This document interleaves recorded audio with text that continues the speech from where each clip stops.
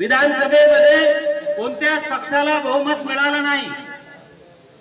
Bharatiya Janata party आणि शिवसेना हे दोघं जण युतीमध्ये लढले।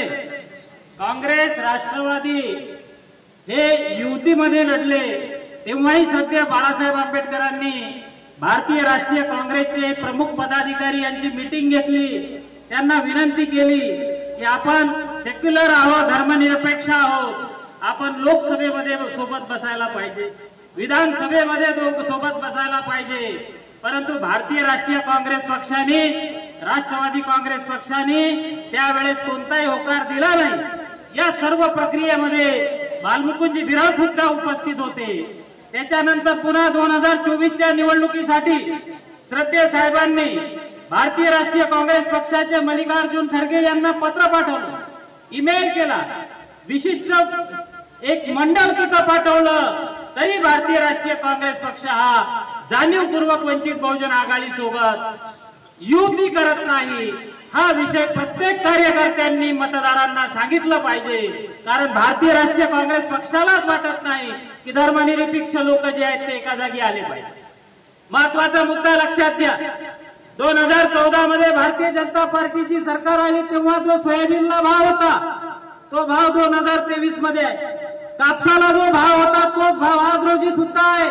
शेतकऱ्यांना क्षेत्रज्ञ नाही, मालाला भाव नाही, परिस्थिती वाईट आहे। युवकांना हाताला कामगार नाही, काम नाही, युवकांना नोकऱ्या नाही आणि तरुण युवक हे मोबाईल खेळत बसलेले आहेत, अशी असणारी परिस्थिती। वंचितांची सरकार असली पाहिजे, आपली सरकार असली पाहिजे, आपला प्रतिनिधी तिथं गेला पाहिजे, ओबीसीचा प्रतिनिधी तिथं गेला पाहिजे, एससी एसटी एनटी व्हीजेएनटीचा प्रतिनिधी गेला पाहिजे। ही बाब नानासाहेब पवारांनी ओळखली। ज्यांना अशोक पवार म्हटलं जाते त्यांना नानासाहेब म्हटलं जाते। ते मला बोलले, आमचे वकील साहेब देशमुख साहेबांना बोलले, तारीख घेतली, प्रवेश घेतला, नानासाहेब देर आहे दुरुस्त आहे, तुम्ही आज आमच्या वंचित बहुजन आघाडीमध्ये राष्ट्रीय नेते यांच्या समक्ष तुम्ही प्रवेश घेतला। कारण नानासाहेबांचं कार्य मी पाहिलंय। मी जेव्हा 1995 ला वकिलीला सुरुवात केली, 98 ला, तर माझे पहिले मार्गदर्शक बाळासाहेब जे असतील तर ते नानासाहेब पवार। कारण मला ग्रामपंचायत या सेक्टरमध्ये आणणारं जर कोणी असेल तर ते आमच्या आदरणीय नानासाहेब पवार आहेत। नानासाहेब मला त्यांच्या पतसंस्थेवर घेऊन बसायचे आणि सांगायचे की यांनी असं केलं तर असं होते, यांनी ग्रामसभा घेतल्या पाहिजे, सरपंच असा अपात्र होते।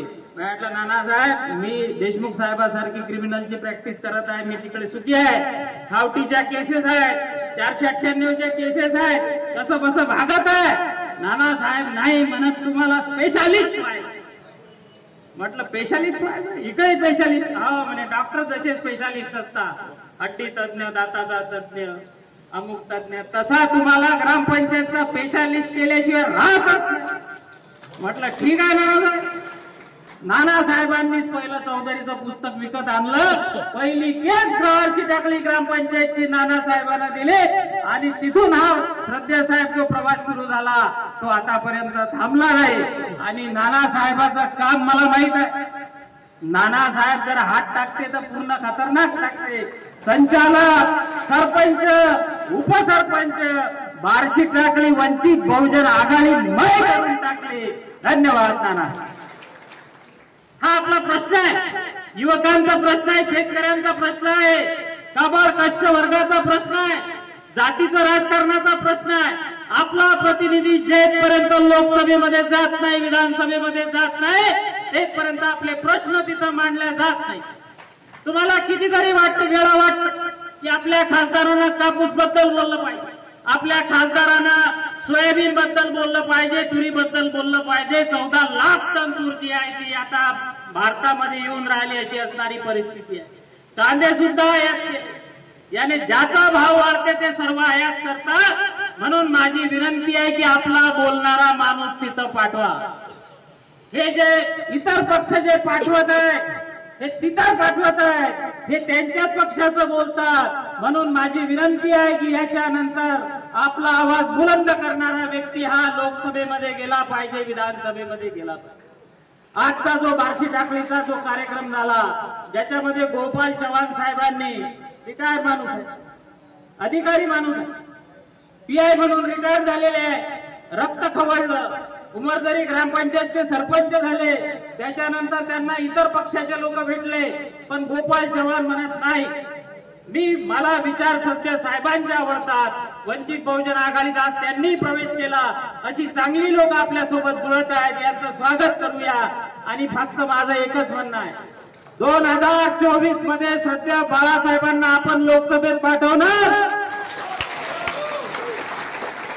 होय असा आवाज झाला पाहिजे. माझं भाषण संपलं एवढं म्हटलं. श्रद्धेय साहेबांना आपण 2024 मध्ये बाळासाहेब आंबेडकरांना लोकसभेत पाठवणार, एवढं बोलतो. माझे 2 शब्द संपले. धन्यवाद सर.